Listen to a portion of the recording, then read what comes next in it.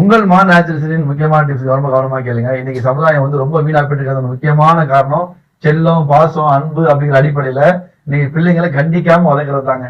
அது வந்து சொல்லுவாங்களா, அரை கண்டா நமக்கு கடுமையானவனா சொல்லல, குறிப்பா வரக்கூடிய சமுதாயம் ரொம்ப மோசமான இன்னைக்கு நம்மளெல்லாம், எனக்கு வந்து இப்ப 40 வயசு ஆகுது, நம்மளாம் எப்படி நம்ம பெற்றோர்கள் வளர்த்தாங்க நமக்கு தெரியும், நம்ம டீச்சர்ஸ் எப்படி நம்ம வந்து கட்டுப்பாட்டுல கொண்டு வந்தாங்கன்னு தெரியும். ஆனா இன்னைக்கு பாத்தீங்கன்னா ஒரு ஸ்கூல்ல ஒரு பையனை லைட்டா அடிச்சுட்டா கூட, திட்டா கூட, இன்னைக்கு அப்பா அம்மாவே போய் வந்து கேவலமா அந்த வாத்தியாரை திட்டக்கூடிய ஒரு சூழ்நிலை. இன்னைக்கு நான் ரீசெண்டா பார்த்தேன், ஒரு பையன் வந்து வாத்தியாரை அடிச்சுட்டான். அடுத்தது காரணம் கேட்டா அவங்க அப்பாவே சொல்றாரு, அந்த வாத்தியார் மேல தப்பு சொல்றாரு. வாத்தியார் மேல தப்பா இருந்தாலும் அப்பா மேல தப்பா இருந்தா அப்பாவை திருப்பி படிக்க முடியுமா?